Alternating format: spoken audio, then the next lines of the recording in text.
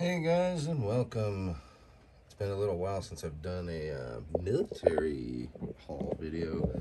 So this is actually a few hauls from a few different picks, a couple flea markets, and wherever I can find the stuff. But it's been an okay couple weeks finding stuff.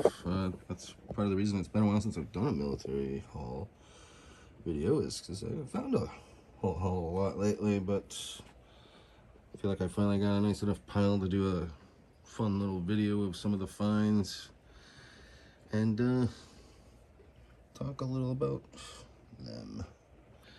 My last video I was talking about going to look at a bunch of military stuff, and I did, but I didn't buy a whole lot, unfortunately. Bought these two helmets and some other helmets that I'll show you in a little bit, which I was kind of treating as my price of admission. I paid up for them. Not going to be making a lot of money on them, but sometimes that's how it goes. I'll make some money on them, but I'm not getting rich. But went to look at the stuff, saw some great stuff, but a lot of it wasn't for sale. Older collector that's claiming I gotta let stuff go, but can't seem to do it quite yet. But that's fine, I understand. Totally, especially when it's something you've been doing for so long. But here's what I got from the same guy, not at the same time, but from the same guy. This is a beautiful trench yard, World War I British shell, the King's Own Yorkshire Light Infantry. And it's got all, I think those are their campaigns right there on the sides there. Beautiful flower with a crown on top and the white and blue. No liner in it, but it's good solid pot or shell. And again, just gorgeous paintwork on that. That was probably painted post-war to be as like a wall hanger or something. That's something I actually already have sold. Sold it the old-fashioned way, waiting for a check in the mail from a trusted buyer, a very trusted buyer, so there's no question of the check. So I wouldn't suggest taking checks from somebody you don't know or don't trust, obviously. So, but that is a very trustworthy person I'm getting it from. So, and got a German helmet. I don't buy German stuff much, mainly because it's not quite my forte. I like U.S. stuff primarily, but I'll pick it up when I can if I'm comfortable with it at the same time, because I'm far from an expert on German stuff. I'm far from an expert on U.S. stuff. I know enough to get myself in trouble in both, though. So, but this one is definitely a one-looker helmet. That's a World War II German Luftwaffe, equivalent to like the Air Force, and it's got a gorgeous decal on there with the naughty swastika. I apologize to anybody that may offend, but this is a history episode, I guess. So, all original paint, original decal, like I was saying. Just it's in really good shape. Hardly a couple things on there. It's got the original liner. It's a smaller size, which hurts it a little bit, and the chin strap is a reproduction, unfortunately, which is something I would probably remove, but I pretty much already got that sold also. So, and here, this is one of my favorites. I love Marine Corps stuff. This is a Korean War era United States Marine Corps cover.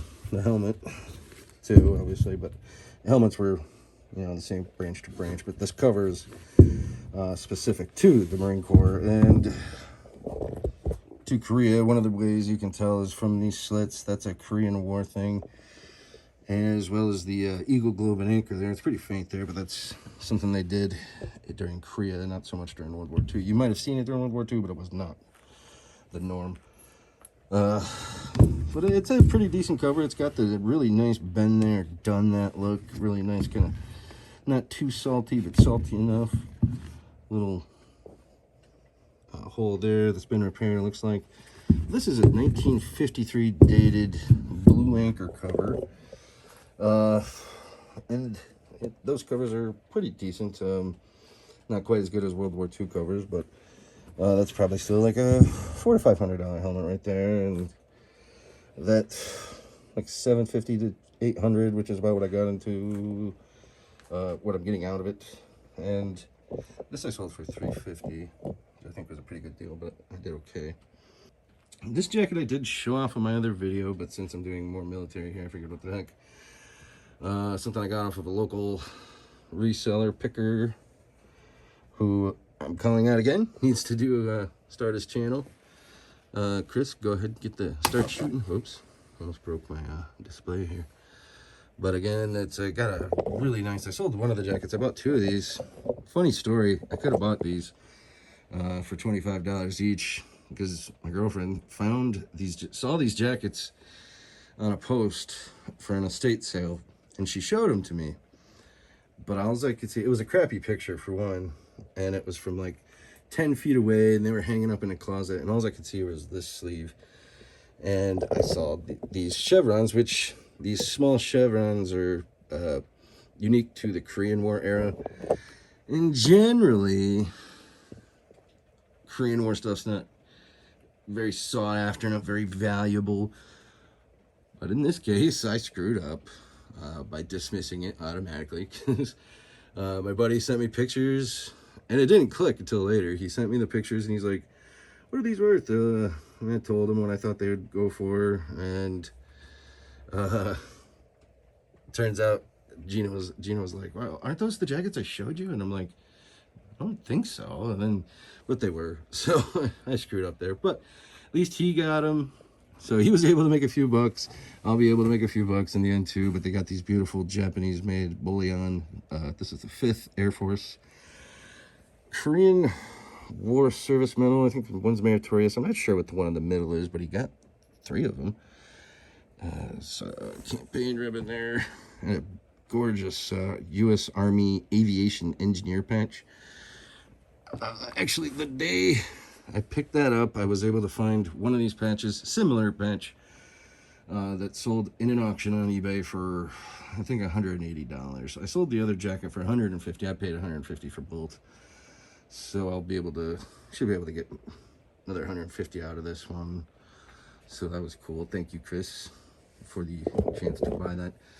And here's something else I bought. With the helmets, I was able to come away with a couple things, not as much as I was hoping. But $40 HP t-shirt, buy those for that all day, because I can at the very least double my money on an HP t-shirt with 13 star buttons, and it's got the laundry number there too. So that's always a good fun buy. Also, one of my new things, I'm kind of actually collecting these. I'm not really selling them, but I mean, I probably will eventually once I get bored of them. But my new thing is theater-made knives.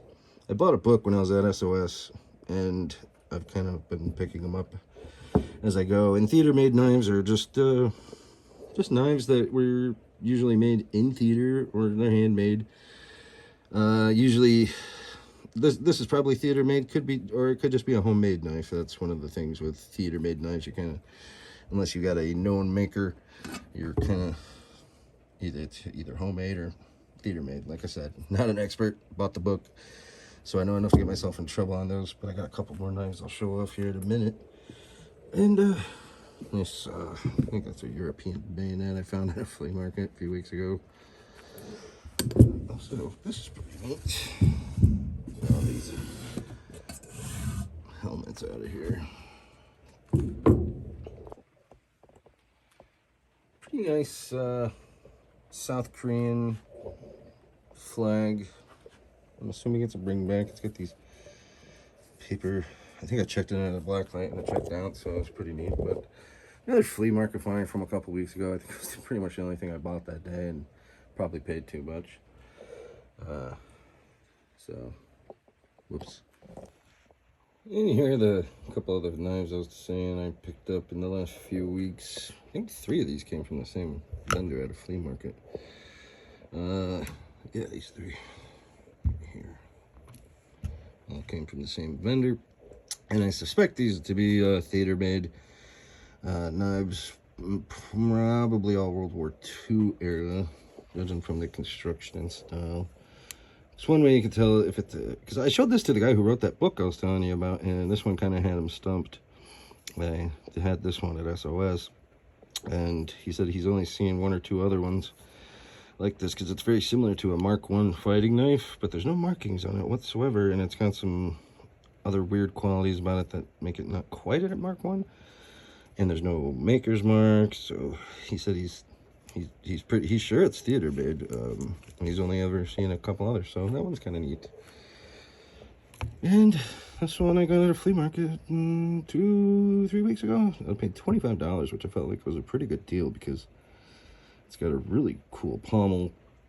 It's either a dog or a horse, I'm guessing. I guess that looks a little more like a horse to me. But it's got a weird skinny blade. But these spacers here, they very well could be from an aircraft's windshield. Judging from that book, if I measure these, it would tell me. So I'm gonna probably do that eventually when I decide to. Because most of these I might take to the next show I go to, but I don't plan on listing them anywhere anytime soon. Especially this one, because I think it's pretty neat. Again, no maker's mark of any kind, and it's just, that one's definitely got all the qualities of a theater-made knife, to me, anyway. And another neat one. Just got a unique shape to the blade. Cute little fighting knife, fits in the hand nice. Again, no markings. Just a neat theater-made, and I'm pretty sure this is the original sheath for it. Custom-made sheath for it. Same thing with this one. This one's got a really cool sheath.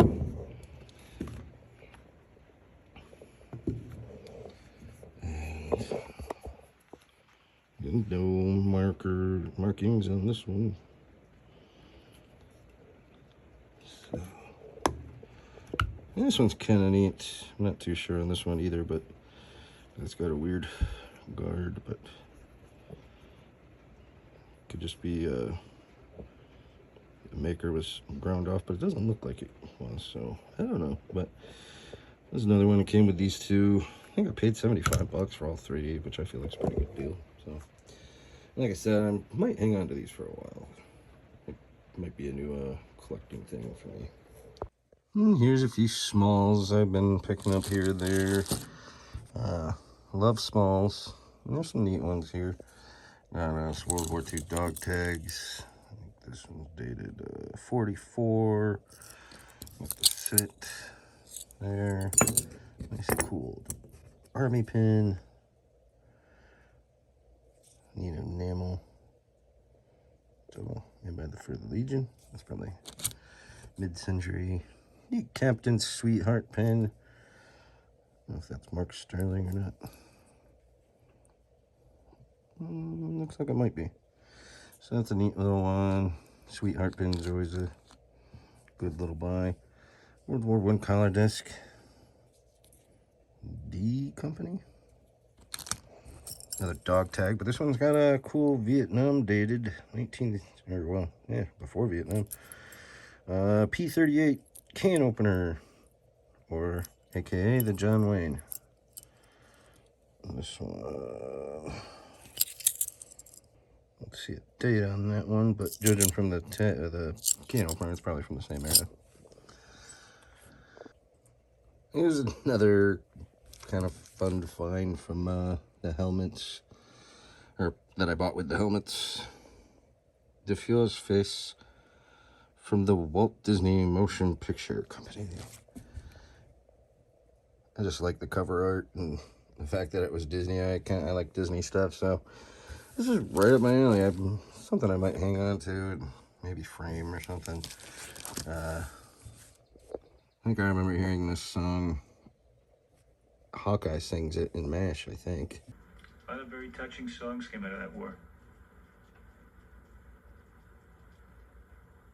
When the Führer says, "Wie is the master race? Be heil, heil," right in the Führer's face. But, getting a tomato at Hitler's face, thrown by Donald. Kind of neat. And here are the other helmets I bought with the German helmet and the Marine helmet. Just some good World War II helmets. They're just getting hard to come by these days. So any chance I get to get a nice World War II helmet, I'm gonna try to grab it. Again, like I said, between the 1, 2, 3, 4, 5. Oh, I forgot to put one in here. Forgot to put this one in here. I think it's British, but I'm not sure if it's World War I or II. Interesting liner, but that came with all these. So these 4 plus the Marine one, German helmet. I got those all together. So nice front seam with decent liner, but it's got a modern sweatband in there that kind of bugs me. I don't know if I should take that out or leave that in. Any other helmet guys, what do you think? Should I take it out or leave it in? But what kind of liner is that? I think it's a post-war. Yeah, that's a Westinghouse.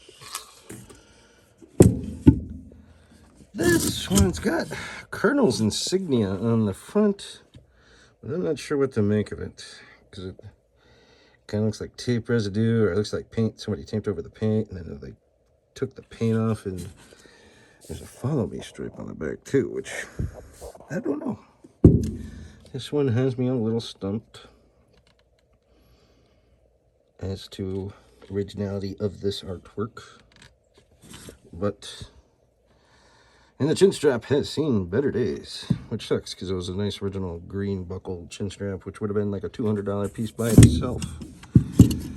But the guy took some leather he had and pieced it back together and glued it underneath. You can kind of see there where he took some other leather and tried to repair it. I mean, I don't think he hurt it per se because the chin strap was screwed anyway, so he just made it look at least a little, oh, what's the word? Presentable?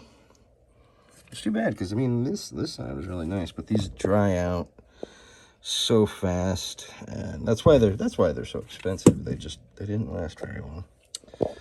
They dry out, and once you leave them on, it stretches them over time, and that's just how it goes. And another one with a modern sweatband, but nice front seam. They're all swivel bales, no fixed bales, unfortunately. This one's got a nice finish to it, and the original sweatband and nape strap in the back. This one is an MSA, Mine Safety Appliance Company liner with the original chin strap, which is nice. It's that thing, it's getting harder and harder to find pots with their original chin straps. Here's a nice, another good example. And that's got the earlier brass hardware on it too, but it's a different shape. There's so many shades of OD. I think if we look at all these, yep, look at that. 3 different examples, 3 different shades of OD, probably all roughly from the same era of World War II. As far as pots wise, the liners not so much, but that's why helmets are fun. You know, there's always going to be variants. Then once you get into the painted ones, like the British one I had there, and this one, you know, it kind of adds a whole other side of collectability to it to me, but that's always fun. I'm a helmet fiend. I'm a headgear junkie, I guess. I like hats. I like helmets. Fire helmets. Power Ranger helmets. Which I'm looking to buy one right now. Why? I don't know. But I saw that they made Power Ranger helmets, and I never had one as a kid, and I want one now. So we'll see. But yeah.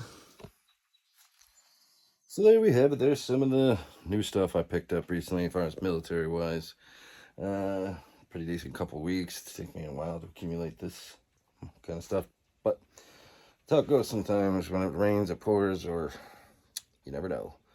But so I'm pretty happy with some of the finds. It's been one of my favorite things to pick up is always military stuff. So hope you like some of the finds. Let me know in the comments what your favorite find was, and if you like these kind of videos, I would like to do some more military haul videos or showcase videos when I come across some stuff. I got some stuff in my collection I should probably do too. I was going to do more of those, but then I got into the flip-in videos, or maybe I should do another channel for military stuff. I don't know at this point. But almost up to 500 subscribers, so if you're not already, please click that subscribe button, and I'll try to make some more videos like this with my flip-in and picking videos. And thanks for watching, guys. Hit like too, and the bell notification if you would like to see when I upload new videos, and I'll catch you guys next time.